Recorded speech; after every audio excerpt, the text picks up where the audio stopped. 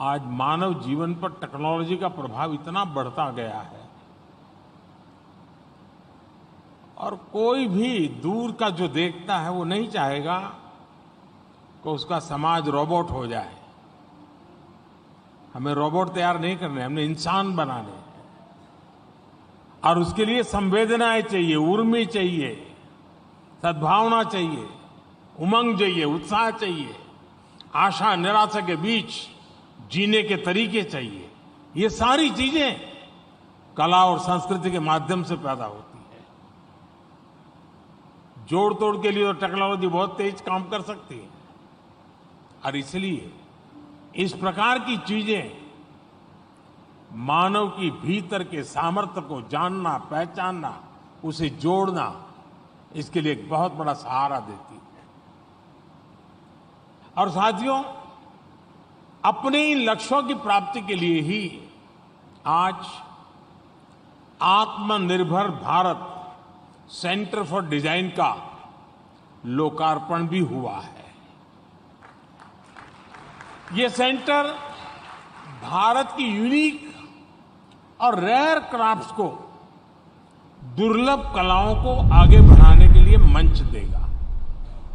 ये कारीगरों और डिजाइनर्स को साथ लाने, मार्केट से इसे उन्हें इनोवेशन करने में मदद करेगा।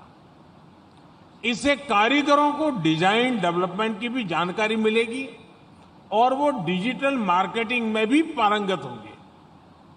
और हम जानते हैं भारतीय शिल्पियों में इतनी प्रतिभा है कि आधुनिक जानकारी और संसाधनों के साथ वो पूरी दुनिया में अपनी छाप छोड़ सकते हैं। फ्रेंड्स, भारत में 5 शहरों में कल्चरल स्पेस बनाने की शुरुआत होना भी एक ऐतिहासिक कदम है। दिल्ली के साथ साथ कोलकाता, मुंबई, अहमदाबाद और वाराणसी में बनने वाले ये कल्चरल स्पेस इन शहरों को सांस्कृतिक रूप से और समृद्ध करेंगे। ये सेंटर लोकल आर्ट को एनरिच करने के लिए इनोवेटिव आइडियाज को भी आगे बढ़ाएंगे।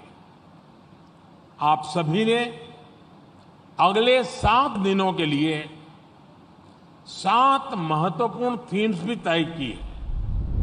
इसमें देशज भारत डिजाइन और समत्व, इन थीम्स को हमें एक मिशन के रूप में आगे लेकर चलना होगा।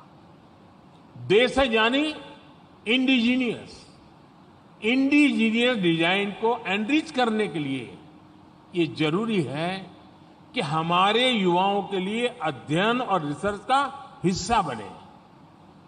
समत्व थीम वास्तु के क्षेत्र में महिलाओं की भागीदारी को सेलिब्रेट करती है। मुझे विश्वास है नारी शक्ति की कल्पना शक्ति, उनकी रचनात्मकता इस क्षेत्र को नई ऊंचाई पर लेकर जाएगी। साथियों, भारत में कला को, रस और रंगों को जीवन का पर्याय, सिनोनिम ऑफ लाइफ माना गया है। हमारे पूर्वजों ने तो यहां तक कहा है कि साहित्य संगीत कला विहीन, साहित्य संगीत कला विहीन साक्षात पशु पृच्छ विषाणहीन, अर्थात मनुष्य और दूसरे जीव जंतुओं में साहित्य, संगीत और कला का ही मुख्य अंतर है। यानी सोने, जागने और पेट भरने की आदतें अपनी स्वाभाविक होती है, लेकिन ये कला, साहित्य और संगीत ही है जो मनुष्य के जीवन में रस घोलते हैं, उसे खास बनाते हैं। इसलिए हमारे यहां जीवन की अलग अलग जरूरतों को, अलग अलग दायित्वों को चतुशास्त्र कला, 64 आर्ट्स के उसे जोड़ा गया है। जैसे कि गीत संगीत के लिए वाद्य, नृत्य और गायन कलाएं हैं। इनमें भी वाटर वेव्स आदि पर आधारित उदक वाद्यम यानी जलवाद्य जैसी स्पेसिफिक आर्ट्स भी हैं। हमारे यहाँ कितनी तरह के सेंट्स या परफ्यूम बनाने के लिए गंध युक्ति ही कला है। मीनाकारी और नक्काशी के लिए तक्षकर्म कला सिखाई जाती है। कढ़ाई बुनाई के सौंदर्य की बारीकियों को सिखाने के लिए सूचिवान कर्माणी कला है। हमारे यहाँ ये सब काम कितने परफेक्शन के साथ किए जाते थे, इसका तो अंदाजा आप भारत में बनने वाले प्राचीन वस्त्रों से लगा सकते हैं।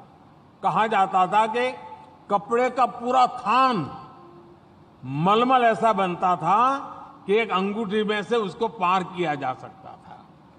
यानी ये सामर्थ्य था।